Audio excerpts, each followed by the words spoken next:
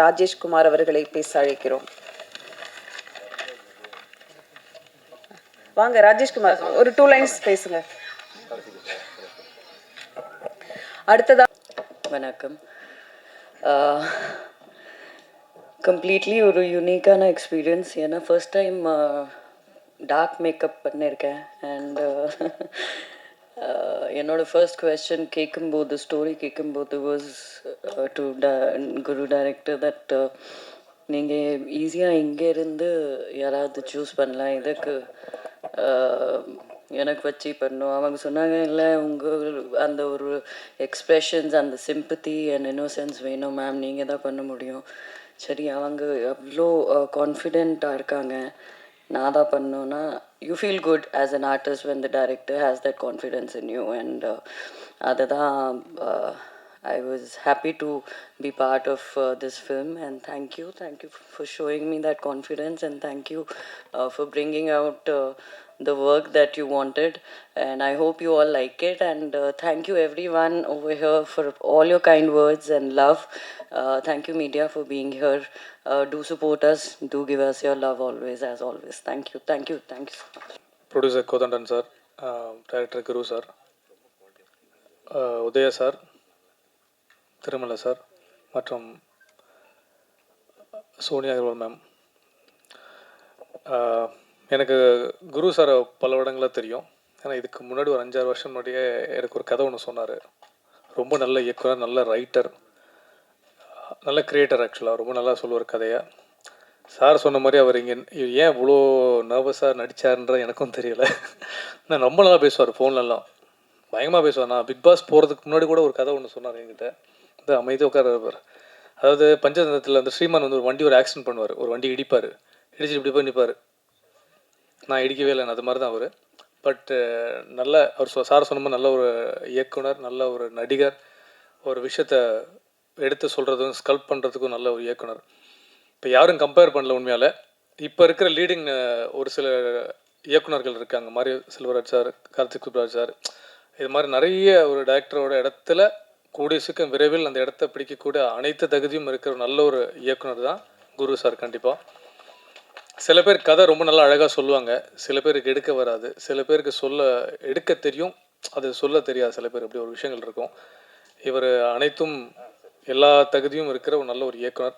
சில சினிமாவில் லக்குன்னு ஒரு விஷயம் சொல்லுவாங்க. கண்டிப்பாக நம்ம என்ன உழைச்சாலும் அது கண்டிப்பாக நேரங்காலம் கொண்டு போய் தள்ளுன்னு ஒரு விஷயம் இருக்குது. அது வரைக்கும் நம்ம வெயிட் பண்ணி ஆகணும். அதுக்கான நேரம் கண்டிப்பாக உங்களுக்கு வந்திருக்கு நம்புகிறேன் சார். கண்டிப்பாக ஏன்னா சில படத்தோட டைட்டில் எல்லாத்துக்கும் அமையாது. பருத்தின் டைட்டில், அதில் அந்த லீட் ரோல் யாரை வச்சு உமன் சென்ட்ரிக்காக பண்ணுறோம், அந்த போஸ்டர் அடிக்கிற ஒரு விஷயம் இருக்குது.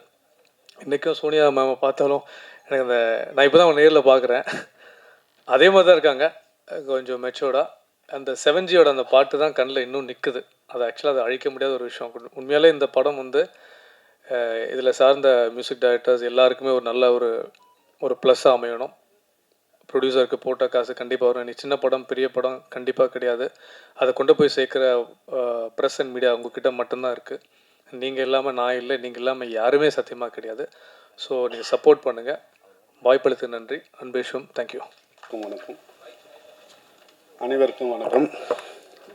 2016 என் நண்பர்களை சந்தித்து வளையன்ற ஒரு திரைப்படத்தில் மீண்டும் 2வது உங்களை என் நண்பர்களை சந்திக்கிறேன்.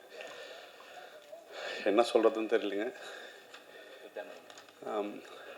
எங்கள் அக்கா அச்சு கணேஷ் இந்த படத்துக்கு ஒரு துணையாக இருந்தாங்க. என் முதலாளி உண்மையில் இந்த கதையில் நான் வந்து முதலாளி போய் மீட் பண்ணும்போது சின்ன லைன் தான் சொன்னேன். சின்ன லைன் சொல்லும்போது அடுத்த நிமிஷம் எப்போ ஷூட் போகிற, ரெடியாக இருக்கீங்களா அப்படின்னாரு. இருக்கு முதலாளி அப்படின்னேன். ஸோ அன்றைக்கி நான் ஒரு விஷயம் சொன்னேன். என்னை நம்பி பணம் போடும்போது ஒரு விஷயத்த அன்றைக்கி நான் பதிவு பண்ணேன். இல்லை முதலாளி, என்னை நம்பி இவ்வளோ இன்வெஸ்ட் பண்ணுறீங்க, ஃபஸ்ட்டு எனக்கு ஒரு சின்ன ஹெல்ப் பண்ணுங்கள், நான் ஒரு சின்ன விஷுவல் பண்ணி காமிக்கிறேன், அது பிடிச்ச பேர் நீங்கள் என்னை நம்பி காசு போடுங்க அப்படின்னு கேட்டேன். அந்த விஷுவல் பண்ணி காமிச்சேன். அதை காமிச்சத உடனே ஓகே குரு நீ பண்ணலாம் அப்படின்னு முழு சுதந்திரமும் முழு சந்தோஷமும் எங்கள் அக்கா லட்சுமியும் என் முதலாளியும் எனக்கு ஒரு துணையாக இருந்து சப்போர்ட் பண்ணி பண்ணாங்க இந்த படத்தை. ஸோ முதல்ல இந்த கதையில் என்ன சொல்ல வரேன் அப்படின்னு கேட்டிங்கன்னா, 2 என்னோட பையன் அந்த ஹீரோயினி பண்ணிக்கிற பாப்பா வந்து என் ப்ரொடியூசரோட பொண்ணு, அந்த குழந்தை. ஸோ அவங்க 2 பேருக்குள்ளே இருக்கிற ஒரு நட்பு அழகாக சொல்லியிருப்பேன். அதில் வந்து எனக்கு என்ன அப் டவுன் அப்படின்னு சொல்லுவாங்க, ஏதோ ஒரு கருத்து வேறுபாடு, ஒரு சாதின்னு சொல்லுவாங்க, இந்த உறவுகளை வந்து சின்ன வயசுலேயே விதைக்கக்கூடாது, அவங்க சுதந்திரமாக இருக்கணும் அப்படின்ற இந்த கதையில் நான் ஆரம்பிச்சிருக்கேன். ஸோ இதில் வந்து சாதின்ற ஒரு விஷயத்தை திணிச்சு பிஞ்சு மனசில் யாரையும் கெடுக்கக்கூடாது, ஸோ அவங்களுக்கு வேற்றுமையாக இருக்கக்கூடாது அப்படின்றதுக்காக தான். எனக்கு தெரியல, ரொம்ப நாளைக்கு அப்புறம் உங்களை சந்திக்கிறேன். தெரியல, இதுக்கு மேலே திருப்பி இந்த வெளிச்சத்துக்கு வந்துக்கிறேன்னா எங்கள் அக்காவும் என் முதலாளியும் திருப்பி இன்னொரு வெளிச்சத்துக்கு வரப்போனா அது உங்கள் மூலியமாக தான். தெரியல, இருட்டா வெளிச்சமா அது உங்கள் கையில் தான் இருக்கு என் லைஃப். தேங்க்யூ.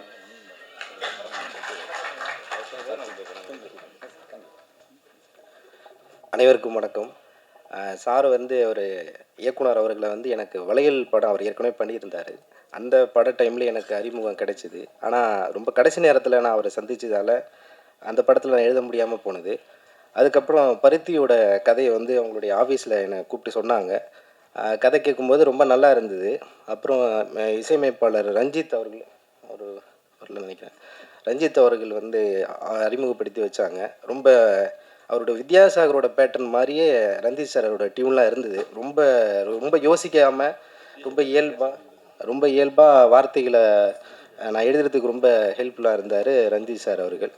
ஸோ அந்த படத்துக்கு எனக்கு வாய்ப்பு வந்து அமையறதுக்கு மிக முக்கிய காரணமாக இருந்த இந்த படத்துடைய இயக்குனர் குரு சார் அவர்களுக்கும் படத்தினுடைய இசையமைப்பாளர்களுக்கும் ரொம்ப நன்றியை சொல்லிக்கிறேன்.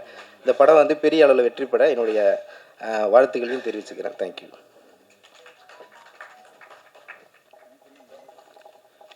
டைரக்டர் சார் வந்து ஒரு முக்கியமான ஒரு விஷயத்த சொல்ல மறந்துட்டாங்க, அதனால அவங்க இப்போ பேசுவாங்க. சாரி, எங்கள் அண்ணன் உதய அண்ணன் அவர்கிட்ட நான் ஒரு பல வருஷமாக அண்ணன்கிட்ட இருந்தேன். ஸோ அண்ணன் வந்தது பெரிய நன்றி. அப்புறம் என் நண்பர் பிரஜன் நான் அழைத்ததுக்கு வந்தது ரொம்ப நன்றி. அண்ணன் பக்கத்தில் பேர் சொல்ல திருமலன் அண்ணன், பெரிய நன்றி. இந்த இடத்துல நான் சொல்ல மறந்துட்டேன், எங்கள் மேம் சோனியா மேம், அவங்கள நான் கமிட் பண்ணும்போது நான் நேராக மீட் பண்ணல அவங்கள. ஃபோனில் தான் லைன் சொன்னேன் அவங்களுக்கு. லைனை கேட்டு எப்போ ஷூட் நான் பண்ணுறேன் அப்படின்னாங்க. நான் அப்போ தான் 2வது படம் பண்ணுறேன். அவங்க பெரிய ஜீனியஸ். ஸோ அவங்க வந்து செட்டுக்குள்ளே வரும்போதெல்லாம் ஒரு சின்ன நர்வஸ் இருந்துகிட்டே இருந்தது, எப்படி நான் ஹேண்டில் பண்ண போகிறேன், என்ன செய்ய போகிறேன்னு எனக்கு தெரியாது. பட் வந்து ரொம்ப ஏழ்மையாக அந்த கதைக்குள்ளே வந்து எனக்கு முழு சப்போர்ட் கொடுத்து, அப்படி அந்த வெயிலையும் அந்த காட்டுக்குள்ளேயும் நான் வச்சு அவங்கள ரொம்ப சிரமப்படுத்தி அந்த கதைக்குள்ளே அவங்கள அடாப்ட் பண்ணேன். ஒரு 2 ஹவர்ஸில் அடாப்ட் ஆகிட்டாங்க அவங்க அந்த கதைக்குள்ளே. ஸோ எனக்கு பெரிய சப்போர்ட்டாக இருந்தாங்க. So thanks Sonia ma'am, thank you. Sorry. பருத்தி படக்குழுவை வாழ்த்து வந்திருக்கும் நடிகர் குகன் சக்கரவர்த்தி அவர்களை சில வார்த்தைகள் பேச அழைக்கிறோம்.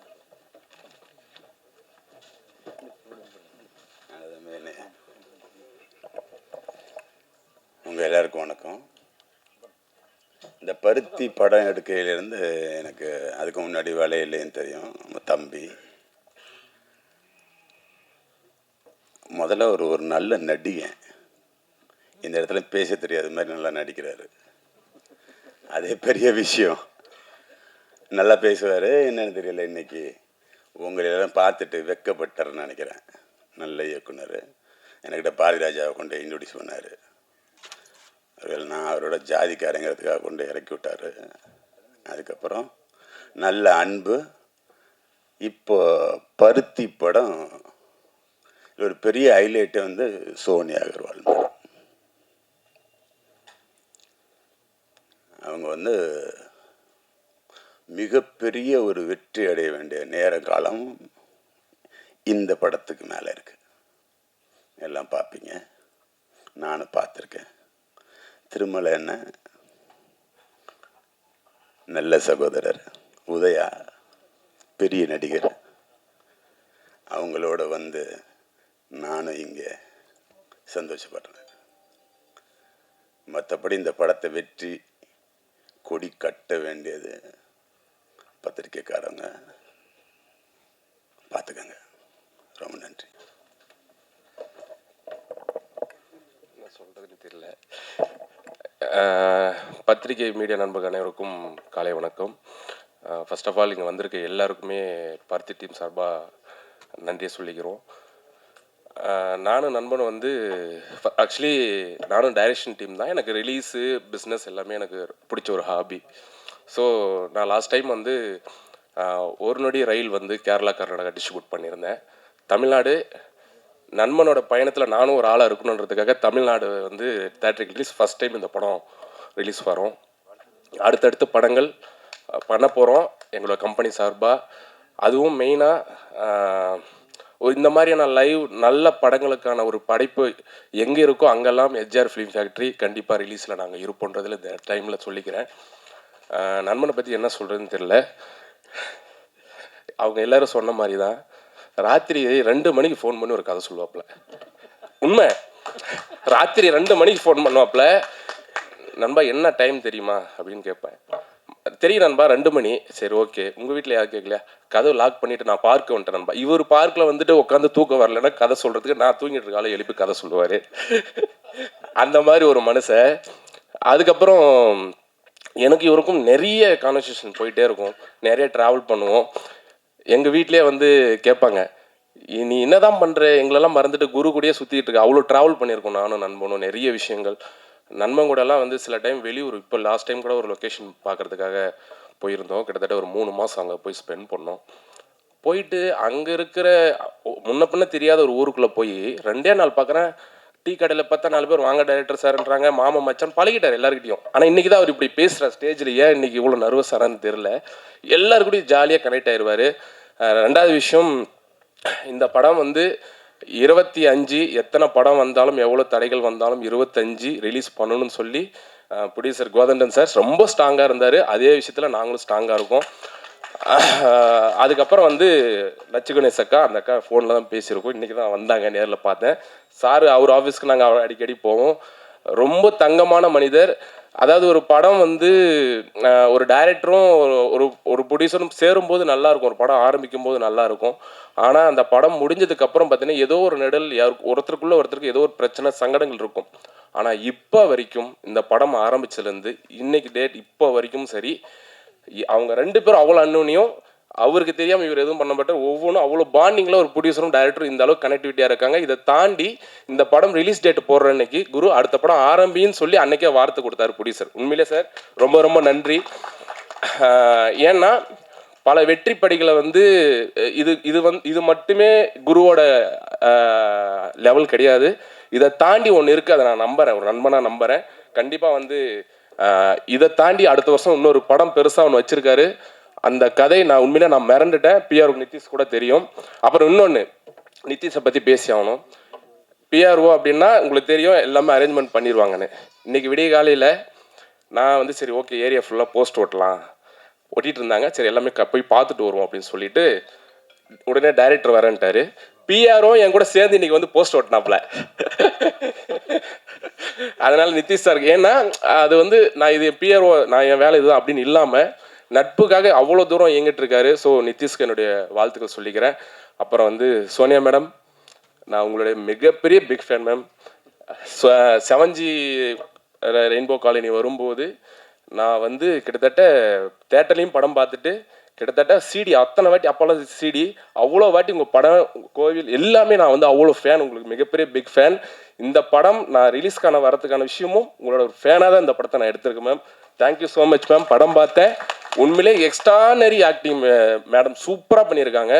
ரொம்ப நாளைக்கு அப்புறம் மேடத்தோடைய வேற ஒரு ஆங்கிளில் நீங்கள் இந்த படம் பார்ப்பீங்க. அப்புறம் வந்து ப்ரொடியூசரோட பொண்ணு நடிச்சிருக்காங்க வர்ஷா. அவங்க வந்து பயங்கரமாக வந்து லாஸ்ட்லாம் கிளைமேக்ஸ்க்கு முன்னாடி நீங்கள் கண்டிப்பாக நான் நெக்ஸ்ட் வீக்கில் ப்ரிவியூ பார்க்க தான் போகிறீங்க கூடிய சீக்கிரம். அந்த பாப்பா எக்ஸ்ட்ரானரி பண்ணியிருக்காங்க.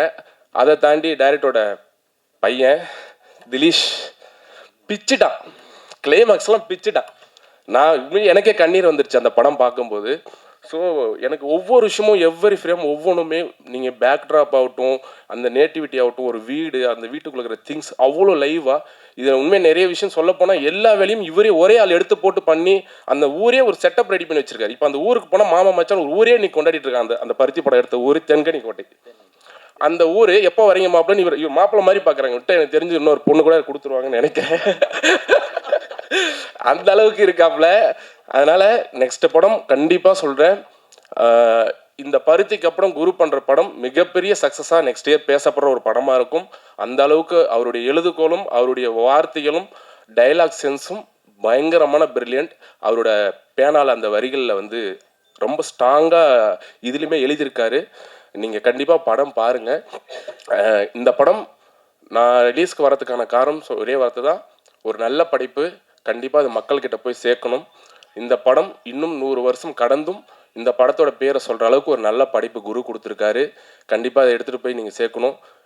இந்த மாதிரி படங்கள் எந்த படம் இந்த மாதிரி வரும்போது எஸ்ஆர் ஃபிலிம் ஃபேக்ட்ரி கூட இருக்கும். அப்புறம் திருமலண்ணன் தம்பி ஒரே ஒரு வார்த்தை தான் நேற்று கேட்டேன். ஆடியோ வந்து திருமலண்ணன் தான் வாங்கியிருக்காரு. நேற்று கேட்டவுடனே ஒன்றுமே சொல்ல, தம்பி பண்ணிடலாம் விடு அப்படின்னாரு ஒரே வார்த்தை. இந்த நேரத்தில் திருமலண்ணாவுக்கு நன்றி. அப்புறம் வந்து எல்லாருக்குமே ரொம்ப நன்றி. Thank you all. தேங்க்யூ ஸ்ரீதர். இது தவறான செயல். ஹீரோவா பையனை லான்ச் பண்றப்ப இன்னொரு பொண்ணு கொடுக்குறேன்னு சொல்றது தவறான செயல், மன்னிக்கணும். அடுத்ததாக நாம் பேச அழைக்கிறோம். சரிப்பா. அடுத்ததாக நாம் பேச அழைக்கிறோம். செந்தில் என்ற இளைஞனை உதயாவாக பெயர் சூட்டியவர் திரு கருணாநிதி அவர்கள். அப்பா தயாரிப்பாளர் ஏ.ஆர். விஜய், தம்பி அப்பா தயாரிப்பாளர் ஏ.எல். அழகப்பன் அவர்கள், தம்பி ஏ.எல். விஜய் இயக்குனர் அவர்கள். ஆனாலும் இவர்களின் அடையாளம் எதுவும் எடுத்துக்கொள்ளாமல் தனியே தெரிய முயலும் தனிப்புறா. நடிகர் சங்கமானாலும் ஓடிப்போய் உதவி செய்பவர், தலைவரே ஆனாலும் தனித்து குரல் கொடுப்பவர் ஏ.எல். உதயா அவர்களை பேச அழைக்கிறோம். இது சங்க பேச்சு கிடையாது, விழாவிற்கான பேச்சு. நன்றி. தேங்க்யூ எங்கள் ஜூனியர் சரோஜா தேவி கவிதா அவர்களே. எல்லாருக்கும் வணக்கம். என்னுடைய குடும்ப நண்பர்கள், ப்ரெஸ் மீடியா, முதல்ல உங்களுக்கு எல்லாருக்கும் வணக்கம். இங்கே வந்திருக்க மேடையில் உள்ள எல்லா பெரியவங்களுக்கும் பெரிய வணக்கம். ஆக்சுவலாக நான் வந்து ஆடியோ லான்ச் உங்களுக்கு தெரியும், நிறைய இடத்துக்கு வரமாட்டேன். பட்டு இவன் வந்து பல்பம், இவன் பேர் வந்து ஒரிஜினல் பேர் வந்து நாங்கள் பல்பம் தான் கூப்பிடுவோம். அவர் பேர் பல்பம். என்னுடைய ராரான்ற ஒரு படத்துலேயே வந்து ஒரு சின்னதாக ஒரு நடிச்சிருப்பான், பார்த்துருப்பீங்க. நான் அவன் சொல்கிறேன்னா உரிமையாக தான் சொல்கிறேன். ஏன்னா வந்து கிட்டத்தட்ட ஒரு 20 வருஷமாக மனோஜ் பாரதிராஜா அவனுக்கும் எனக்கும் ரொம்ப ஒரு எங்களுடைய கூடையே இருப்பா அப்படி. ஸோ அப்படிப்பட்ட ஒருத்தன் வந்து இன்றைக்கி மிகப்பெரிய ஒரு வளர்ச்சி அடைஞ்சிருக்கும் போது இதை விட சந்தோஷப்படுறதுக்கு நிச்சயமாக ரொம்ப பெருமையாக இருக்குது. குரு. ஸோ ரொம்ப சந்தோஷமாக இருக்குது. நான் அப்போயே சொல்ல ஆடியோ லான்ச்சுக்கான நான் ஒரு தரமான படம் எடுத்து தான் அவங்களை ஆடியோ லான்ச்சு கூப்பிடுவேன் அப்படின்னா, எல்லாமே தரமான படம் தான், நீ எடுக்கிற படம் எல்லாமே தரமான படமாக தான் இருக்குது. ஸோ இதோடைய கண்டென்ட்டை பார்த்தேன். மியூசிக்காக இருக்கட்டும் சரி, ஆர்டிஸ்டாக இருக்கட்டும் சரி, எல்லாருமே அவ்வளோ பிரமாதமாக ரொம்ப நல்லா பண்ணியிருக்காங்க. ஸோ எல்லாருமே மியூசிக்லேருந்து நான் இவ்வளோ தூரம் எதிர்பார்க்கல. நல்ல கண்டென்ட் வந்து என்றைக்குமே ஜெயிக்கும். தமிழ் சினிமாவில் வந்து இன்றைக்கி வந்து ப்ரூவ் ஆகிருக்கு. ஸோ கண்டென்ட் நல்லா இருந்ததுன்னா கண்டிப்பாக வந்து தமிழ் சினிமாவில் மிகப்பெரிய ஒரு வரவேற்பு இருக்குது. சமீபத்தில் நிறைய படம் பார்த்துருக்கோம். கண்டென்ட் நல்லா இருந்து நீங்கள் எல்லாருமே அவர்களுக்கு சப்போர்ட் பண்ணும்போது, பத்திரிகை மீடியா எப்பயுமே நீங்கள் சப்போர்ட் பண்ணால் நிச்சயமாக அந்த கண்டென்ட் வந்து உங்களுக்கு பிடிச்சிருந்தா டெஃபினட்டாக சப்போர்ட் பண்ணுவீங்க. குறைஞ்சபட்சம் அதனால தான் என்னுடைய லேட்டஸ்ட் மூவிலாம் கூட ஓரளவுக்கு நல்லா பேர் வாங்கி கொடுத்தது எனக்கு உங்களுடைய சப்போர்ட்டால். ஸோ ரொம்ப நிச்சயமாக வந்து இந்த படம் மிக பெருசாக கண்டிப்பாக வரும். அண்டு இந்த படத்தை இவருக்கு என்னுடைய தம்பிக்கு வாய்ப்பு கொடுத்த ப்ரொடியூசர்ஸ்க்கு நான் வந்து இந்த நேரத்தில் நான் நன்றி சொல்லிக்கிறேன். ஏன்னா ரொம்ப பெரிய விஷயம். இன்றைக்கி வந்து ஒரு படத்தை வந்து ப்ரொடியூஸ் பண்ணுறன்றது வந்து சாதாரண விஷயம் கிடையாது. அதை எடுத்து கரெக்டாக ரிலீஸ் பண்ணி அதை எடுத்து பண்ணுறது வந்து ஒரு பெரிய விஷயம். அதை வந்து கரெக்டாக எடுத்து ரிலீஸ் பண்ணுறதுக்கும் மிஸ்டர் ஸ்ரீதர் அவரும் வந்திருக்காரு. ஸோ ரொம்ப பெரிய விஷயம். நிச்சயமாக இந்த படம் வந்து ரொம்ப நல்லா ஓடுன்னு நினைக்கிறேன். அண்டு சோனியா, ஆக்சுவலி நான் வந்து 7G ரெயின்போ காலனிலேருந்தே உங்கள் ஃபேன் தான் சொல்லணும். பிகாஸ் ஏன்னா வந்து அந்த டைம்லேருந்தே வந்து ரொம்ப ஒரு நல்ல ஒரு பர்ஃபார்மர். இப்படிப்பட்ட ஒருத்தர் வந்து இந்த மாதிரி ஒரு கேரக்டர் பண்ணுறது ரொம்ப பெரிய விஷயம். Hats off. ரொம்ப நல்லா இருந்தது உங்கள் ஃப்ரேமில் உங்களுடைய பர்ஃபார்மன்ஸ் எல்லாமே. ஸோ எல்லாருமே இங்கே வந்து திருமலை இருக்கிறாரு, ப்ரொடியூசர் சங்கத்துடைய மிகப்பெரிய ஒரு தூண், போராளி. அண்ட் சினிமாவுடைய போராளின்னு சொல்லணும். இங்கே ராஜா இருக்கிறாரு. ஸோ இது மாதிரி நிறையா பிரதர் இருக்கிறாரு. ஸோ நிறையா பேர் வந்திருக்காங்க. இங்கே வந்து ப்ரொடியூசர் கவுன்சில்லாம் நம்ம வந்து பேசுகிற மாதிரிலாம் இல்லை. ஏன்னா ப்ரொடியூசர் கவுன்சில் ஆட்டோமேட்டிக்காக தானாக தான் எலெக்ஷன் எல்லாம் பேசிகிட்டு இருக்காங்க. ஸோ நிச்சயமாக வந்து ஒரு நல்ல ஒரு விஷயம் நடக்கும் தமிழ் சினிமாவுக்கு நான் நம்புகிறேன். ஏன்னா வந்து சினிமாவை தவிர வந்து எங்களுக்கு வேறு எதுவுமே தெரியாது. அதுதான் எங்களுடைய லைஃபு. ஸோ பல்பம், உன்னை பல்பனே நான் கூப்பிட்றேன். ஒரு பேர் பல்பம் தான். ஸோ நிச்சயமாக வந்து இந்த படம் வந்து ஒன்று நீ இருட்டு வெளிச்சம்லாம் சொல்லாத, லைஃப்னால் வந்து இருட்டு வெளிச்சம்லாம் மாறி மாறி தான் வரும். ஸோ டெஃபினட்டாக வந்து அந்த ஒரு மாதிரி டெஃபினட்டாக உனக்கு இனிமேல் வெளிச்சம்தான், அதை பற்றி நீ கவலைவே பட தேவையில்லை. ஏன்னா ஒவ்வொரு நேரம் வரும், அந்த டைம் வரும்போது கரெக்டான ஒரு வெளிச்சம் வந்து உனக்கு டெஃபினட்டாக வருன்றது தான் என்னுடைய ஆசை. நிச்சயமாக இந்த படம் மிகப்பெரிய வெற்றி பெறணும், அது பத்திரிக்கை மீடியாவில் தான் நான் நம்புகிறேன். அண்ட் பிரஜன், எங்கள் வீட்டில் உங்களுக்கு நிறைய ஃபேன்ஸ் இருக்காங்க. பிக் பாஸில் வந்து நல்ல ஜென்யூனாக இருந்தாருன்னு நிறைய பேர்கிட்ட கேள்விப்பட்டேன். ஸோ வாழ்த்துக்கள் உங்களுக்கு. இது மூலிமா உங்களுக்கு நிறைய படங்கள் வரணும்னு நானும் ப்ரே பண்ணுறேன். ஸோ இந்த டீமுக்கே என்னுடைய மொத்தமாக வாழ்த்துக்கள். ஸோ நன்றி, thank you. Love you all. Thank you. அடுத்ததாக நாம் பேச அழைக்கிறோம். உலகம் பேர் சூட்டிட பெரும் நம்பிக்கையுடன் இன்று தொடங்கும் திரைப்பயணம். அப்பாவின் இயக்கத்தில் அறிமுகமாகும் கதை நாயகன். வாலிப வயதின் வாரி இறைத்த கனவுகள், தாழ்த்தப்பட்ட சமூகத்தின் ஒருவனாக இதயம் தொலைக்கும் நடிப்பை வழங்கிய அறிமுக நாயகன் திலீஸ் அவர்களை பேச அழைக்கிறோம். விமான போக்குவரத்து படிப்பை மட்டும் முடிச்சுட்டு போய் எப்படியாச்சும்.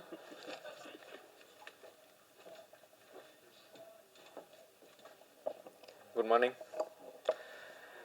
எல்லாருக்கும் ரொம்ப தேங்க்ஸ் வந்திருக்கிறதுக்கு.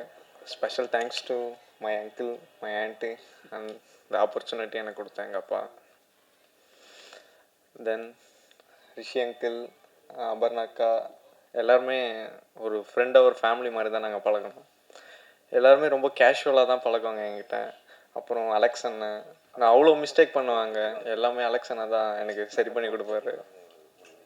எல்லாத்துக்கும் ரொம்ப தேங்க்ஸ்ண்ணா. தேங்க்ஸ்ப்பா. தேங்க்யூப்பா. இந்த ஆர்டிஸ்ட் செலெக்ஷன் டைரக்டருக்கு அவ்வளோ அழகாக சொல்லணும். சின்ன வயசில் பார்த்த பையனும் இவ்வளோ பெரிய ஹீரோவாக இருந்தாலும் அவ்வளோ பர்ஃபெக்டாக மேட்ச் பண்ணி எடுத்திருக்கீங்க சார், வாழ்த்துக்கள். அடுத்ததாக நான் பேச அழைக்கிறோம் தயாரிப்பாளர் சங்கத்திலிருந்து இசி உறுப்பினர் ராஜன் அவர்களை சில வார்த்தைகள் பேச அழைக்கிறோம். ராஜா, அனைவருக்கும் இனிய காலை வணக்கம். பருத்தி அப்படின்னாலே ஒரு அப்படி பூக்குன்னு அர்த்தம் இல்லையா? அதனால் இந்த குரு சார், உங்களுடைய வாழ்க்கை இன்னிலிருந்து ஆரம்பமாயிடுச்சுன்றது அர்த்தம். பருத்தி இது சின்ன படம் கிடையாது, இது ஒரு பெரிய வெற்றி படமாக அமையணும். அதனால் என்னுடைய மனமார்ந்த வாழ்த்துக்கள். ஒரு பட ப்ரமோஷன் அப்படின்றது வந்து ஒரு சென்டர் பாயிண்ட்டு நம்ம யாரை வைக்கிறோம் அப்படின்றது தான் ரொம்ப முக்கியமான ஒரு விஷயம். அதுக்கு வந்து சோனியா அகர்வால் மேடம் வந்திருக்காங்க. மேடம் ரொம்ப நன்றி மேடம். சோனியா அகர்வால் மேடமை பார்த்து மற்ற நடிகர்கள் கற்றுக்கணும். என்னென்னா, ஒரு சென்டர் பாயிண்ட்டை ஏன் நாங்கள் வைக்கிறோம்?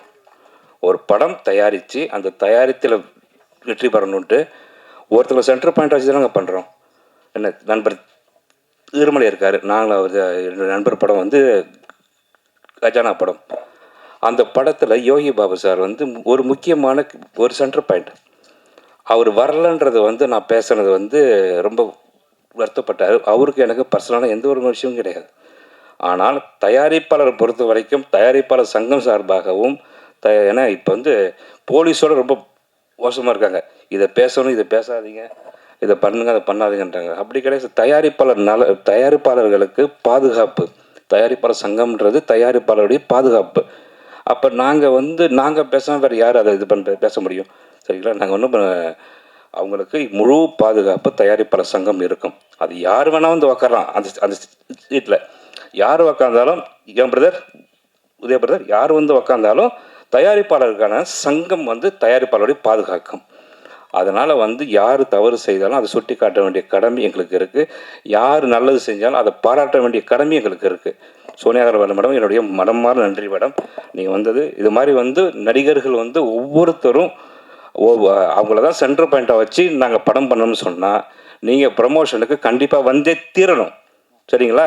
நீங்கள் எஸ்கேப் ஆக முடியாது. இன்னொன்று, மியூசிக் டைரக்டர், இந்த ஃபங்க்ஷன் என்ன ஃபங்க்ஷனுக்கு? இது ஆடியோ லான்ச் தானே? அதானே வந்திருக்கோம் நம்ம எல்லோரும். ஒரு மியூசிக் டைரக்டர் இல்லைங்க இங்கே. எவ்வளோ பெரிய வருத்தப்பட வேண்டிய விஷயம். மியூசிக் டைரக்டர்ஸ் எல்லாமே வந்து அது சின்ன படமாக இருக்கட்டும் பெரிய படமாக இருக்கட்டும், ஒரு மியூசிக் டைரக்டர்ஸு அவங்க ஃபங்க்ஷனுக்கு அவங்க வந்தே தீரணும். ஓகேங்களா? உங்களுக்கான ஃபங்க்ஷன் இது. நீங்கள் வரலன்னா என்னங்க அது அர்த்தம்? அதே மாதிரி ரைட்ஸ் வந்து தயாரிப்பாளர்கள் மட்டும்தான் சொந்தம். ஒரு படத்தின் ரைட்ஸ் வந்து பாடல் ரைட்ஸ் வந்து தயாரிப்பாளர்கள் மட்டும்தாங்க சொந்தம், வேறு யாருக்கும் கிடையாது. அதுதான் அக்ரிமெண்ட்டு. அதான சார் அக்ரிமெண்ட்டு? அப்படி தான் பண்ணுறீங்க. அதுக்கு பின்னாடி உரிமை கொண்டாடுறத நாங்கள் ஏற்றுக்கவே முடியாது சார். ரொம்ப நன்றி, வணக்கம். படம் வெற்றி மிகப்பெரிய வெற்றி பெற வாழ்த்துக்கள். என்னை வந்து அடுத்து பூமணி, குரு சார், என் நண்பர் உதயா, திருமலை அனைவருக்கும் நன்றி. நன்றி, வணக்கம் சார்.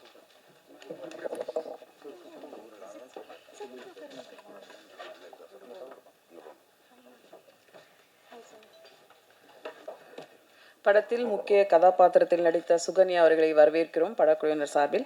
அடுத்ததாக நாம் பேச அழைக்கிறோம் தமிழ் சினிமாவில் சிறிய படங்களுக்கு எப்போதும் குரல் கொடுக்கும் தயாரிப்பாளர் இயக்குனர் திருமலை அவர்களை.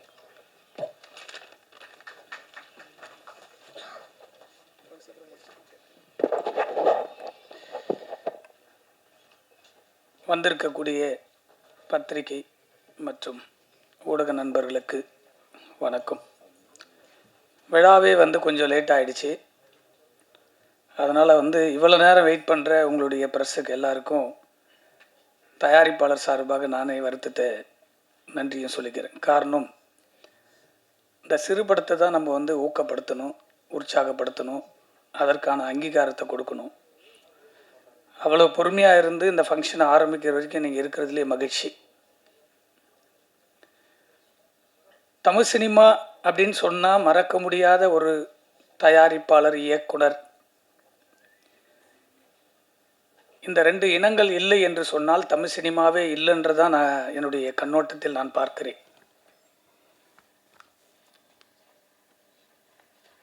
தமிழ் சினிமாவினுடைய ஒரு முத்தாக, ஒரு பொக்கிஷமாக பாதுகாக்க வேண்டிய ஐயா பாரதிராஜா அவர்கள்,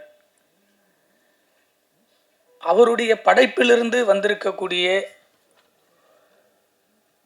பருத்தி படத்தினுடைய இயக்குனர் குரு அவர்கள்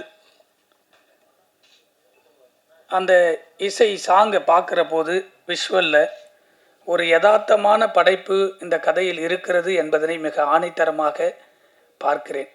காரணம், அந்த பாடல் வரிகளிலும் சரி, அந்த பாடலில் இருக்கக்கூடிய இசையும் சரி, அதில் நடித்திருக்கக்கூடிய அம்மாவாக இருக்கக்கூடிய சோனியா அகர்வால் அவர்களை பார்க்கிற போது அந்த குழந்தை ஒரு யதார்த்தமான ஒரு வில்லேஜில் இருக்கக்கூடிய அந்த யதார்த்தமான 2 குழந்தைகள் அதையெல்லாம் பாடலாக ஒளிப்பதிவு செய்திருக்கக்கூடிய ஒளிப்பதிவாளர்கள், எடிட்டர், அந்த மேக்கிங், இதெல்லாம் பார்க்குற போது ஒரு யதார்த்தமான பாரதிராஜாவுடைய பள்ளிக்கூடத்திலிருந்து வந்திருக்கக்கூடிய குரு அவர்கள் எப்பொழுதுமே இருட்டில் இல்லை என்பதனை அவர் உணர்ந்திருக்க வேண்டும். காரணம், அவர் இருந்து வந்திருக்கக்கூடிய பள்ளிக்கூடம் எப்பொழுதுமே வெளிச்சமாக இருந்திருக்கக்கூடிய பள்ளிக்கூடம். ஒரு உதவியாளனாக இருக்கும்போதே வெளிச்சத்தில் இருந்த நீங்கள் இப்பொழுது இயக்குநராக அவதாரம் எடுத்த பிறகு நீங்கள் இனிமேல் பெரிய வெற்றி இலக்கு இல்லை என்று சொன்னாலும் எப்பொழுதுமே நீங்கள் வெளிச்சத்தில் தான் இந்த சினிமா எப்பொழுதும் உங்களுடைய பயணத்தில் இருக்கும். காரணம், உழைப்பை யாராலும் தடுக்க முடியாது. அப்படி தமிழ் சினிமாவில் பாதுகாக்க வேண்டிய ஐயா பாரதிராஜா அவர்களை பெயரையும் உருவத்தையும் மட்டுமே பார்த்து சினிமாவில் வந்திருக்கக்கூடிய எவ்வளவோ கலைஞர்கள் இருக்கிறோம், எவ்வளவோ படைப்பாளிகள் இருக்கிறோம், எவ்வளவோ தயாரிப்பாளர்கள் இருக்கிறோம். இங்கே இருக்கிற எவ்வளவோ பேர் அவர் இப்பொழுது சினிமாவில் கொஞ்சம் கொஞ்சமாக அவர்கள் அமைதி காத்திருக்கிறதை பார்க்கிற போது, அப்படிப்பட்ட ஒரு இயக்குனரெல்லாம் இல்லாத வெற்றிடமாக இந்த தமிழ் சினிமா இருக்கிறது. அதை நிறைவு பெறக்கூடிய ஒரு சில இயக்குனர்கள் தான் வந்து கொண்டிருக்கிறார்கள். அப்பொழுதெல்லாம் படம் எடுத்த தயாரிப்பாளர்கள் கதையை மட்டும் படம் எடுத்தார்கள், கதையை மட்டும் நம்பி படம் எடுக்க வந்தார்கள். அதுதான் தமிழ் சினிமாவை பாதுகாப்பாக வைத்துக் கொண்டிருந்தது. இங்கே அமர்ந்து கொண்டிருக்கக்கூடிய ஒட்டுமொத்த இந்த மேடையில் இருக்கக்கூடிய அத்தனை கலைஞர்களுக்கும் இந்த படத்தை ஒரு பொக்கிஷமாக எடுத்து 25 ஆண்டுகளில் தன்னுடைய அனுபவத்தையும் தன்னுடைய தேடல்களையும் முதலீடாக போட்டு இயக்குனர் குரு அவர்கள் இந்த படத்தை எடுத்து இங்கு கொண்டு வந்து நிறுத்துவதற்கு எவ்வளவு போராட்டத்துக்கு மத்தியில் அவருக்கு தினம் தினம் தண்ணீரை கொடுத்து கொடுத்து இந்த மேடையில் வந்து அமர்ந்திருக்கிறார் என்று சொன்னால் அதற்கு தயாரிப்பாளர் அவரை தான் நாம் வாழ்த்த வேண்டும். இப்படி ஒவ்வொரு தயாரிப்பாளர்களும் இணைந்து படத்திற்கு உதவியாக இருந்திருக்கக்கூடிய அக்காவாக பதிவு செய்திருக்கக்கூடிய அம்மா அவர்களுக்கும் நான் வாழ்த்து சொல்ல கடமைப்பட்டிருக்கிறேன். காரணம், இந்த சினிமா 1,00,000 தொழிலாளர்கள் வாழ்ந்து கொண்டிருக்கிறார்கள் என்று சொன்னால் எங்கோ ஒரு மூலையில் இருக்கக்கூடிய என்னுடைய தயாரிப்பாளர் இனம் வந்து இங்கு படம் எடுக்கவில்லை என்று சொன்னால் தமிழ் சினிமா அழிந்துவிடும். இவர்களுடைய முகத்தை கூட தெரியாமல் லட்சக்கணக்கான தயாரிப்பாளர்கள் வந்து வந்து பாதியிலேயே 90 விழுக்காடு விட்டு போன தயாரிப்பாளர்கள் யாருக்குமே தெரியாது. 10 விழுக்காடு தயாரிப்பாளர்கள் தான் இந்த மீண்டும் படம் எடுக்க வேண்டும் என்கின்ற ஆவலில், உற்சாகத்தில் ஜெயிச்சு விடுவோம் என்ற நம்பிக்கையில் இந்த தமிழ் சினிமா இயங்கிக் கொண்டிருக்கிறது. அந்த தமிழ் சினிமாவுக்கு பாதுகாப்பாக இருப்பது எது என்று சொன்னால் ஒரு சங்கம். அது எந்த சங்கமாக இருந்தாலும் சரி. இன்னைக்கு தமிழ் சினிமாவில் ஒரு பாதுகாப்பான ஒரு சங்கமாக தொடர்ந்து பயணித்துக் கொண்டிருக்கிறது என்று சொன்னால் அது இயக்குனர் சங்கம்தான். ஏன் இதை சொல்ல வேண்டும் என்று நினைக்கிறேன் என்று கேட்டார். 12 ஆண்டுகள் அந்த சங்கத்தில் நான் பதவியில் இருந்திருக்கிறேன். அந்த 12 ஆண்டுகளும் அந்த ரூமில் நடக்கக்கூடிய ஒவ்வொரு மீட்டிங்களும் அந்த சங்கத்தை வலுப்பெறுப்பதும் அந்த உறுப்பினரை பாதுகாப்பதும் மட்டும்தான் நோக்கமாக இருக்கும். எவ்வளவு கருத்துக்கள் இருந்தாலும் எவ்வளவு ஃபைட் வந்தாலும் அந்த ரூமிலே மறந்துவிட்டு நாங்கள் அண்ணனாக தம்பியாக ஒன்று சேருவோம். ஆனால் இதையெல்லாம் வழிநடத்தக்கூடிய ஒரு தயாரிப்பாளர் இனம் என்பது எனக்கு ரஞ்சித் என்ற டைரக்டர், மாரி செல்வார் என்ற டைரக்டர், வெற்றிடமாக இருந்த தமிழ் சினிமாவில் ஒரு பெரிய இயக்குனர்கள் அங்கீகாரம் வந்திருக்கிறது என்று சொன்னால், தயாரிப்பாளர்கள் இனம் இல்லை என்று சொன்னால் இவர்களுக்கும் இடமில்லை. என்னை உருவாக்கியது ஒரு தயாரிப்பாளர். நான் தயாரிப்பாளராக இல்லாமல் ஒரு இயக்குனராக மட்டும் இருந்திருந்தால் பெரிய இயக்குனர். 3 ஆண்டுகளில் என்னுடைய தடம் தயாரிப்பாளராக மாறுகிற போது அப்பதான் உணர்ந்தேன், தயாரிப்பாளர் இனம் இல்லை என்று சொன்னால் தமிழ் சினிமா இல்லை என்று. 2 விஷயத்தை ஆணித்தரமாக இயக்குனர் சங்கத்தை சொன்னேன். இன்னொன்று பெப்சி. கட்டுக்கோப்பாக இருக்கக்கூடிய பெப்சி தொழிலாளர்களை பாதுகாப்பதற்கு ஒரு படப்பிடிப்பையே நிறுத்தக்கூடிய அதிகாரம் அங்கு இருக்கிறது. படத்தை எடுக்கக்கூடிய தயாரிப்பாளர்களுக்கு இல்லை என்பது தொடர்ந்து வேதனையாக இருக்கிறது. ஒரு நிமிஷம்.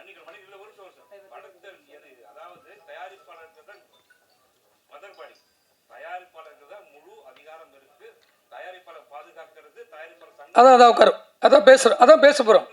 இல்ல அதான் பேச போறோம். அப்போ அதான் உட்கார் ராஜா சொல்றேன். தயாரிப்பாளர்கள் இனம் பாதுகாப்பதற்கு காரணம், இதை உணரக்கூடிய தலைமை பொறுப்பில் இருக்கக்கூடிய பொறுப்பாளர்கள் ஒரு தயாரிப்பாளர்களை பாதுகாக்க வேண்டும். காரணம், தயாரிப்பாளர் சங்கத்தில் தமிழ் சினிமாவை வழிநடத்தக்கூடிய தாய் சங்கம் என்று எங்களுடைய குரூப்பில் கத்திக் கொண்டிருக்கிறோம். இன்னொரு சங்கம், நடப்பு சங்கம் ஒன்று உருவாகிவிட்டது. அதற்கு தான் பொக்கிஷமாக பாதுகாக்கக்கூடிய ஐயா பாரதராஜா என்று நான் ஆரம்பித்திருக்கிறேன். இந்த படத்தால் குறைந்தது எவ்வளவு பேர் வாழ்ந்திருப்பார்கள். பருத்தி என்ற ஒரு படத்தால் இந்த தயாரிப்பாளர் இல்லை என்று சொன்னால் இந்த படம் வெளிவருவதற்கு எவ்வளவு. ஒரு இயக்குனர் இங்கே உருவாக்கி 25 ஆண்டுகள் அவருடைய கனவுகளை இங்கே வந்து நிற்கிறார் என்று சொன்னால் அந்த இயக்குனருடைய போராட்டம் எவ்வளவு இருந்திருக்கும் என்பதை உணர வேண்டும். இதை பாதுகாத்து வழிநடத்தக்கூடிய ஒரு தலைமை பொறுப்பு என்பது தயாரிப்பாளர் சங்கம் என்பது மிக முக்கியமான பொறுப்பு. ராஜா சொல்லுவதை போல தயாரிப்பாளர்கள் முக்கியமானவர்கள். நாம் தயாரிப்பாளர் சங்கத்தில் இருக்கிறோம். நான் செயற்குழு உறுப்பினராக இருக்கிறேன். என்னை நம்பி நிறைய ஓட்டு போட்டு தேர்ந்தெடுத்து வைத்த என்னுடைய தயாரிப்பாளர்களுக்கு நான் பாதுகாப்பாக இருக்க வேண்டும். அதற்காக தான் என்னை தேர்ந்தெடுத்திருக்கிறார்கள்.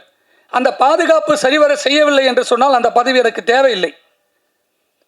இந்த தயாரிப்பாளர் சிறுபட தயாரிப்பாளர் இப்பொழுது வெறும் 1500 உறுப்பினர்களுக்கு கொண்ட நிரந்தர உறுப்பினர் கொண்ட தமிழ் சினிமாவை வழிநடத்தக்கூடிய எந்த சங்கமாக இருந்தாலும் வழிநடத்தக்கூடிய பொறுப்பு, அது திரையரங்காக இருந்தாலும், விநியோகஸ்தர்களாக இருந்தாலும், இயக்குநர்களாக இருந்தாலும், பெப்சியாக இருந்தாலும், எந்த சங்கமாக இருந்தாலும் அதை வழிநடத்தக்கூடிய பொறுப்பு தயாரிப்பாளர்களுக்கு உண்டு என்பதனை இங்கு உணர்கிற நிலைமை சரியாக இல்லை என்பதுதான் இங்கே.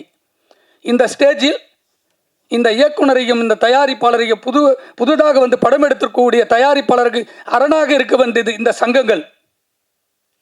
அது நடப்பு சங்கமாக இருக்கட்டும், தயாரிப்பாளர் சங்கமாக இருக்கட்டும். சிறு படத்தை ஒதுக்கிவிட்டு தமிழ் சினிமா வாழ முடியாது. 10 விழுக்காடு கூட இல்லை பெரிய தயாரிப்பாளர்கள். அது மட்டுமே சினிமா கிடையாது. 90 விழுக்காடு இல்லை என்று சொன்னால் திரையரங்கு இல்லை. நம்ம யாருமே வாழ முடியாது. இன்னைக்கு மாசத்துல 40 ஆடியோ ஃபங்க்ஷன் நடக்குது, 45 ரிலீஸ் படங்கள் போட்டு நிற்குது. 25லிருந்து 31 படம் மாதத்தில் ரிலீஸ் ஆகிட்டு இருக்கு. அந்த ப்ரொடியூசரை பற்றி ஒரு நாளும் கனவு கூட நினைச்சு கூட பார்த்த எத்தனை சங்கங்கள் இருக்கு. இதுக்கு யார் பாதுகாப்பு கொடுப்பாங்க? 3 வருஷத்துக்கு ஒரு டைம் எலெக்ஷன், 2 வருஷத்துக்கு ஒரு எலெக்ஷன். அந்த எலெக்ஷன் நின்று பதவியில் வந்து உட்காரத்துக்கு இந்த பொறுப்பு கிடையாது.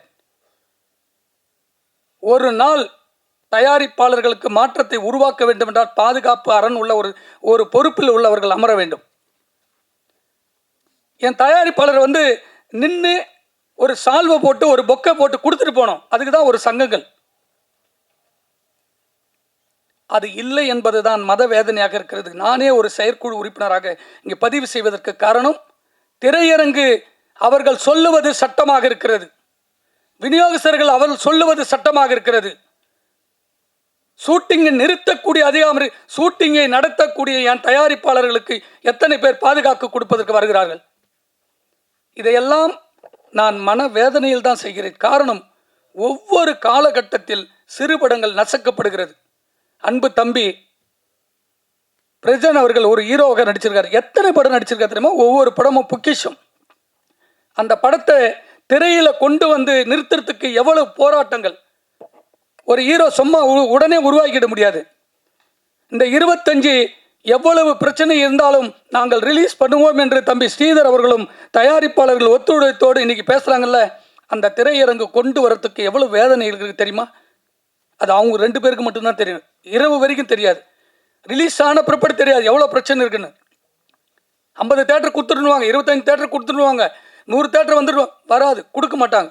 நம்மளே 10 படம் 20 படம் போட்டு போட்டு போட்டு ஃப்ரீயாக ஒரு கண்டென்ட்டை கொடுத்து எந்த ரைட்ஸுமே விற்காத அளவுக்கு இங்கே நிற்குதுன்னா சினிமா தயாரிப்பாளர்களுக்குள்ள ஒரு கட்டுக்கோப்பு இல்லை என்பது தான் இங்கே காமிக்குது. நான் எடுக்கிற படம் யாரோ போட்டுக்கிட்டு இருக்கான். கோடிகளை போட்டு எடுத்திருக்கக்கூடிய ஒரு தயாரிப்பாளருடைய பணம் ரிலீஸ் வரைக்கும் இன்னைக்கு வரைக்கும் ஒரு ஆடியோ விற்க மாட்டேங்குது. ஆனால் அடுத்த நாள் பார்த்தீங்கன்னா எல்லா சோசியல் மீடியாலாம் டைலர் இருக்கும், சாங் இருக்கும். சாப்பாட்டு கடையில் போய் 10 ரூபா கொடுத்தா தான் 2 இட்லி கொடுப்பாங்க. அந்த ஹோட்டலுக்கு எடுத்தாப்புல என் பொருள் இங்கே சும்மா போயிட்டுருக்கு. எந்த லாங்குவேஜிலுமே பிஸ்னஸ் இல்லை. 90 விழுக்காடு. இந்த 90 விழுக்காடு படத்தை ஒரே குடையின் கீழ் தயாரிப்பாளர் சங்கம் தான் இங்கே சைன் பண்ணி கொண்டு வந்தா எந்த மீடியாவில், எந்த சேனலில், எந்த பிஸ்னஸுமே நடக்காது. இங்கே கண்ட்ரோலில் வரும். ரஜினி படத்துக்கு இன்றைக்கி ஓடிடி வாங்கிட்டாங்களா? இல்லை கமல் படத்துக்கு வாங்குறாங்களா? இல்லை அஜித் படத்தை இன்றைக்கி ஷூட்டிங் பண்ணும்போது தான் விஜய் படம் எந்த பெரிய படம் 10 படத்தினுடைய ஹீரோங்களுக்கு இன்றைக்கி ஃபைனான்ஸ் கொடுக்கறதுக்கு ஆளுகளில், படம் எடுக்கிறதுக்கு ஆள் கிடையாது. 90 விழுக்காடு ப்ரொடியூசர்கள் என்னுடைய சொந்த தயாரிப்பாளர்கள் சொந்த பணத்தை வீட்டிலேருந்து நகையை வச்சு வீட்டு விற்று முடியாமல் எடுத்துன்னு வந்து ரிலீஸ் பண்ணுறாங்க. இந்த படத்துக்கு யாரும் ஃபைனான்ஸும் கொடுக்குறது கிடையாது. இதை பாதுகாக்கக்கூடிய அரணாக தான் தயாரிப்பாளர் சங்கம் இருக்கணும். பதவியில் இருக்கிறது மட்டும் சுகம் கிடையாது. ஒரு அரணாக நின்று பெப்சியையும் இயக்குனர் சங்கத்தையும் வழிநடத்துகிற செல்மணியைப் போல அவரையே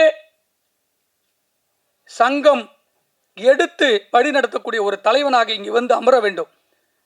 பதவி என்பது தோளில் போடுகிற துண்டை போல என் தயாரிப்பாளர்களை பாதுகாப்போடு வழி நடத்துவதற்கு ஒரு தலைவன் இல்லாதனால் இங்கே தொழில் ரீதியாக ஒவ்வொரு தயாரிப்பாளர்களும் பாதிப்படைந்து கொண்டிருக்கிறோம். இதை தட்டி கேட்கறதுக்கு ஆள் இல்லை, ஒரு ஆள் இல்லை. இவ்வளவு பெரிய கலைஞர்களை கொண்டு பருத்தி என்ற திரைப்படம் இன்னைக்கு அதுக்கு முன்னாடி பூஜை போட்டால் குறைஞ்சது எஃப்எம்எஸ் ஒரு 10 லட்சம் விற்றுருக்கோம். ஆடியோ ஒரு 2 லட்சம் போகும். தெலுங்கு வந்து 2 லட்சம் கொடுத்து வாங்கிட்டு போவாங்க. மலையாளம், கன்னடம் எல்லாமே போகும். சேட்டலைட் போகும். இன்னைக்கு வரைக்கும் இந்த பிளாட்பாரத்தில் எதில் ஓடிடியில் போகிறதுன்னு கூட தெரியாமல் வாரத்தில் 25 புடிசை தவிச்சு கொண்டிருக்கார். ஒரே நைட்டில் இதை நிறுத்தி தயாரிப்பாளர்கள் விற்க முடியும் என்ற போராட்டம் எவ்வளவோ காலகட்டத்தில் ஒவ்வொருவரும் அந்த 10 பேர் வாயறதுக்காக சினிமாவை வச்சுட்டு இருக்காங்க. 10 பெரிய ஆளுங்க. ஒவ்வொரு ஃபங்க்ஷனில் தான் சொல்கிறேன், விவேகானந்தர் போல் 100 இளைஞர்களை போல சினிமாவை மாற்றத்த முடியும்.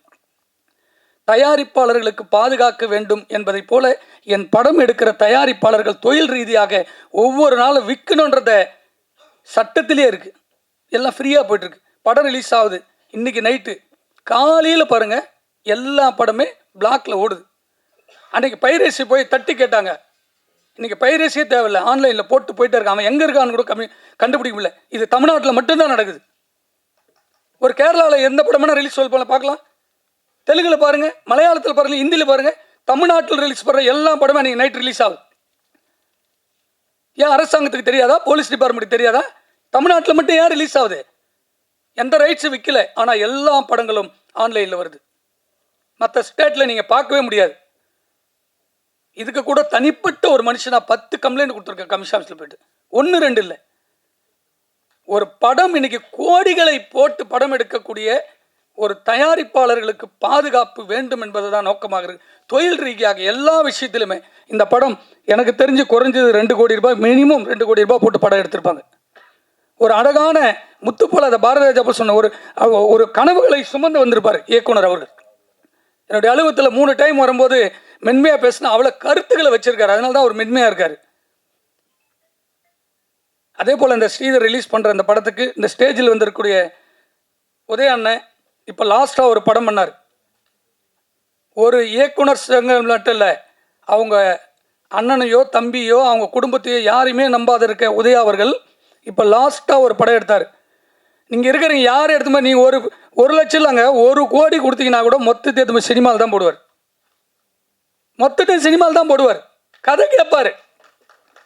டெய்லி 2000 பணம் கூட வாங்கி ஒரு ஆளை உட்கார வச்சு கதையை கேட்டு அந்த கதைக்கான இருக்குது. அதுபோல் ஒரு தயாரிப்பாளர் கதைகள் கேட்கணும், படம் எடுக்கிறதுக்கான மோட்டிவேஷன் கொடுக்கணும், பாதுகாப்பு கொடுக்கணும். என் ப்ரொடியூசர் வந்து மெம்பர் ஆகிறாங்களா சார், என்ன நான் எல்லாத்தையும் போட்டு உட்கார வச்சு ஸ்கூட்டிங் பண்ணணும். அப்போ தான் அந்த சினிமா வளர்ச்சி அடையும், தயாரிப்பாளர்கள் வளர்ச்சி அடையும், சினிமா மொத்தத்தில் இருக்க கலைஞர்களும் பெரிய வெற்றி அடையும். ஏன் உதயாவை சொல்கிறேன்னா, ஒரு படம் எடுத்துகிட்டு அவர் ரிலீஸ் பண்ணுறதுக்கு பட்ட இன்னைக்கு வரைக்கும் ஓடிடியில் போகிறதுக்கு அசோக் செல்லுன்னு ஒரு படம் நான் சொல்லியிருப்பேன். இன்னைக்கு வரைக்கும் அந்த படத்துக்கு சேட்டலைட் விற்க முடியல, வேறு லாங்குவேஜ் விற்க முடியல. இங்கே ஒரு சக்தி மொத்த தயாரிப்பாளர்களும் அடிக்குது, ஒரு சின்ன சக்தி மட்டும் அதை ஆட்டி படைக்குது. எவ்வளோ பெரிய படம், எவ்வளோ பெரிய ஆர்டிஸ்ட் அவருடைய படத்தில். தமிழ்நாட்டில் தான் எல்லா சேனல் நடக்குது, மொத்த சேனல் தமிழ்நாடு தான் நடக்குது. மொத்த படத்தினுடைய ஆடியோ ஃபங்க்ஷனும் எல்லா சேனலில் போடுறாங்க. எதுவுமே எந்த கண்டென்ட்டை வாங்கதில்லை. அப்போ தயாரிப்பாளர் சங்கம் நான் இப்போ சொல்லுகிறேன், அந்த பொறுப்பில் நான் இருந்தால் ஒரே நைட்டில் ஒரு மாற்றத்தை உருவாக்க முடியும். ஒரு நாள் இரவில் விஷால் வந்து ஒரு பெரிய தமிழ் சினிமாவில் மாற்றத்தை எல்லாரையும் ஓட விட்டாப்ல. தயாரிப்பாளர் தான் அப்படின்னு விஷால் உட்காந்து ஒரு நைட்டில் மாற்றத்தை உருவாக்க முடியும். அந்த மாற்றம் விரைவில் வரும். என் தயாரிப்பாளர்களுக்கு பாதுகாப்பு கிடைக்கும் என்பதனை வலியுறுத்தி விடைபெறுகிறேன். நன்றி, வணக்கம்.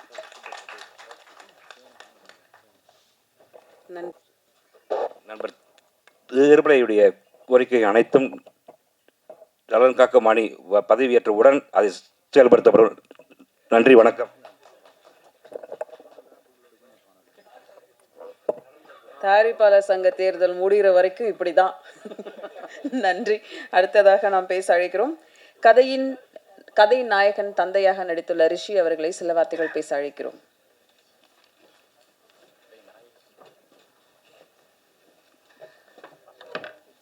எல்லாருக்கும் காலை வணக்கம். இங்கே வந்திருக்கும் பத்திரிகை, மீடியா, யூடியூபர்ஸ், இன்ஃப்ளூயன்சர்ஸ் எல்லாருக்கும் வாழ்த்துக்கள். நன்றி, வணக்கம். மேடம், கதையின் நாயகனுடைய அப்பா இல்லை, நாயகியுடைய அப்பா. ஆமாம். ஸோ இந்த படம் பருத்தி. நம்ம சோனியா அகர்வால் மேடத்தை வந்து ரொம்ப அழகாக பார்த்துருப்போம் நிறைய படங்களில், அவங்கள எல்லாருக்கும் பிடிக்கும். பட் இந்த படத்தில் அவங்க வாழ்ந்துருக்காங்க. ஒரு வித்தியாசமான காட்டுக்குள்ளே ஒரு காஸ்டியூம்ஸ்லாம் பார்த்திங்கன்னா சும்மா சாதாரணமாக கிராமத்தில் இருக்கிற மக்கள் மாதிரி. ஸோ ரொம்ப நல்லா பண்ணியிருக்காங்க. நன்றி மேம். அடுத்தபடியாக ப்ரொடியூசர்ஸ், இந்த படத்தோட நண்பர் கோதண்டா அவர்கள், மேடம் லட்சு கணேஷ் அவர்கள், இந்த படத்தை தயாரிப்பதற்கு மிகவும் ரொம்ப டைரக்டர் கஷ்டப்பட்டு அவங்கள ஓகே பண்ணி இந்த படம் எடுத்திருக்காரு. கண்டிப்பாக இந்த படம் ஜெயிக்கணும். அப்புறம் டைரக்டர் பார்த்தீங்கன்னா இப்போ பேசவே அவர் ரொம்ப சங்கடப்பட்டார். ஆமாம் அவங்க எந்திரிங்க. அவர் வந்து எங்கள் மச்சான் அவர் என்னை மாப்பிள்ளைன்னு தான் கூப்பிடுவார். பார்த்தீங்களா இப்போ கை கட்டிக்கிறத பாருங்கள், அப்படி தான் நடிப்பார். ஆனால் உண்மையிலே திறமையான நடிகன். இப்போ நீங்கள் நிறைய படம் நான் நடிச்சிருக்கேன். இந்த வருஷத்தில் எனக்கு 5வது படம் ரிலீஸ் ஆகுது. ஆனால் நாங்கள் எப்படி இப்போ டேரக்டர்ஸ் பார்த்தீங்கன்னா வாங்க இப்படி பண்ணுங்கள், இப்படி கதை வருது, இந்த இடத்துல இப்படி நிற்கணும், இப்படி செய்யணும் அப்படி தான் சொல்லுவாங்க. பட் அவர் அப்படி இல்லை, அதை அப்படியே நடித்து காட்டிடுவார். ஒரு படம் ஒரு சீனில் கைத்தில் தொங்கணும், இவரே முதல்ல தொங்கிட்டு இருக்காரு. இவர் தொங்கிட்டு இருக்காரு, அங்கே வந்து பார்க்குறோம் என்னென்ன வரணும், டேரக்டர் தொங்கிட்டு இருக்காரு. ஏன்னா அந்த அளவுக்கு அந்த கதையில் வந்து என்ன இருக்கணுங்கிறத வந்து ரொம்ப கஷ்டப்பட்டு பயங்கரமாக அந்த படம் பண்ணியிருக்காரு. கண்டிப்பாக ஜெயிச்சு வரணும் சார். உங்களுக்கு பெரிய வந்து பிளஸிங், உங்களுக்கு பெரிய ஒரு ஃப்யூச்சர் இருக்குது. எல்லாருமே சொல்லியிருக்காங்க பெரியவங்க. அது மாதிரி இந்த படத்தில் எனக்கு பேராக வந்து சுகன்யா நடிச்சிருக்காங்க. அவங்களும் நல்லா பண்ணியிருக்காங்க. அந்த கேரக்டருக்கு வந்து நிறைய பேரை செலக்ட் பண்ணார் இல்லை டைரக்டர்? நிறைய பேரை செலக்ட் பண்ணி ஒருத்தரெல்லாம் வந்து நடிக்க வச்சு ஒரு வாரம் நடிக்க வச்சுட்டு அப்புறம் அவங்கள வேணான்னு சொல்லிட்டார். ஏன்னா அந்த கதைக்கு இன்னும் வேணும் அப்படின்ட்டு. ஸோ அந்தளவுக்கு ரொம்ப உயிரோட்டமாக வந்து சுகன்யா பண்ணியிருக்காங்க. அது மாதிரி இந்த படத்தில் நடித்த முக்கியமான நான் சொல்லணும், நரேன், இந்த செல்வா, நரேன், சிபி, அபர்ணா, இவங்கெல்லாம் ரொம்ப நல்லா பண்ணியிருக்காங்க. இவங்க எல்லாருமே நல்லா வேலை வாங்கியிருக்காரு. ஸோ இந்த மாதிரி ஒரு மேடை கிடைக்காதா அப்படின்னு எல்லாருமே இயங்குறவங்க தான். ஸோ அவங்கள நான் அறிமுகப்படுத்துறதுல ரொம்ப பெருமையாக நினைக்கிறேன். ஸோ அது மாதிரி இந்த படம் வந்து தில்லிஸ் அவருடைய இயக்குனருடைய பையன். ஃபஸ்ட்டு ஒரு வாரம் பார்த்தீங்கன்னா அவன் வந்து ஏதோ புதுசு தானே ஒன்று பெருசாக பண்ண மாட்டான், ஏதோ செய்வான், 2 வாரம் திட்டுவார் பண்ணுவார். அந்த ஒரு வாரத்துக்கு அப்புறம் பார்த்தீங்கன்னா அவனுடைய நடிப்பு எவ்ரி சிங்கிள் டேக்கில் எல்லாமே ஓகே பண்ணான். பயங்கரமாக நடித்தான் அந்த பையன், பயங்கர இன்வால்மெண்ட்டு. அவனுக்கு ஒரு பெரிய ஃப்யூச்சர் இருக்குன்னு நம்புறேன் இதில். அது மாதிரி எனக்கு பொண்ணாக பொண்ணு ஒரு ப்ரொடியூசர் கோதண்டாவுடைய பொண்ணு. அந்த பொண்ணு வந்து அவங்க ஆக்சுவலி பெங்களூர். அந்த பொண்ணு தமிழ் அவ்வளோ தெரியாது, இது தெரியும் கொஞ்சம் கொஞ்சம். அதே மாதிரி அந்த பொண்ணு டே 1லேருந்து சிங்கிள் ஷாட்டில் எல்லாமே ஓகே பண்ணி, அது அழுகிறதா இருக்கட்டும், சிரிக்கிறதா இருக்கட்டும், நீங்கள் பார்த்துருப்பீங்க சாங்கெலாம். அவ்வளோ ஒரு ரொம்ப டெடிக்கேட்டோட அது இந்த சினிமாவில் நடிக்கணும்னு அவ்வளோ ஆசை, அந்த வெறியோட நல்லா பண்ணது. ஸோ அந்த பொண்ணும் பெருசாக இந்த படத்து மூலியமாக தமிழ் சினிமாவில் ஒரு நடிகை வரணும்னு நினச்சிக்கிறேன். அது மாதிரி இன்னும் இன்னைக்கு வந்து மியூசிக் டைரக்டர் இன்றைக்கி வரலைன்னு நினைக்கிறேன். பட் அவர் வந்து ரொம்ப அந்த சாங் நாங்கள் வந்து ட்ராக் கேட்கும்போதே ஒரு பாட்டுன்னு பார்த்தீங்கன்னா அவ்வளோ ஒரு உயிரோட்டமாக நம்ம ஏற்கனவே கேட்ட மாதிரியே இருக்கும். நீங்கள் கேட்டிருப்பீங்க, இன்னும் படத்தில் பார்க்கும்போது பாருங்கள், ரொம்ப நல்லாயிருக்கும். ஸோ இந்த படம் மிகப்பெரிய வெற்றியாக அமையணும், எங்கள் எல்லாருக்கும் ஒரு வாய்ப்பாக இருக்கணும். இந்த வருஷத்தில் இது என்னுடைய கடைசி படம் நினைக்கிறேன். ஸோ இந்த படம் மிகப்பெரிய வெற்றியோடு வாழணும்னு வாழ்த்துக்கிறேன். நன்றி, வணக்கம். அனைவருக்கும் வணக்கம்.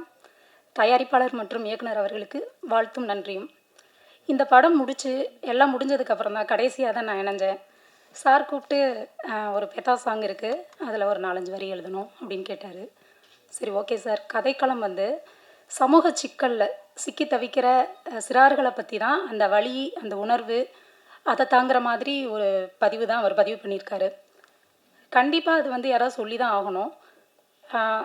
அந்த பாலியத்தை கடக்கிறது ரொம்ப ரொம்ப கஷ்டமான விஷயம். முரணான சமூகம், அந்த பார்வை, கோணம் எல்லாம் எதுவுமே இன்னும் மாறலை. அதை இப்போது பதிவு பண்ணதுக்கு சார் அவர்களுக்கு நன்றி. அதுலேயும் நான் சின்ன ஒரு பங்களித்ததுக்கு அந்த டீமுக்கு ரொம்ப வாழ்த்தும் நன்றியும், ஊடக நண்பர்களுக்கும் நன்றி.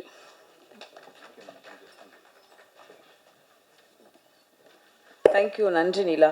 அடுத்ததாக நாம் பேச அழைக்கிறோம், படங்களில் எப்போதும் காதலை சுமந்தவர், பருத்தியில் கண்ணீர் சுமந்த விதவையாக, கிராமத்து மண்கதையில் மௌனங்களை சுமக்கும் தாயாக, புன்னகையும் துக்கத்தையும் ஒரு சேர சொல்லும்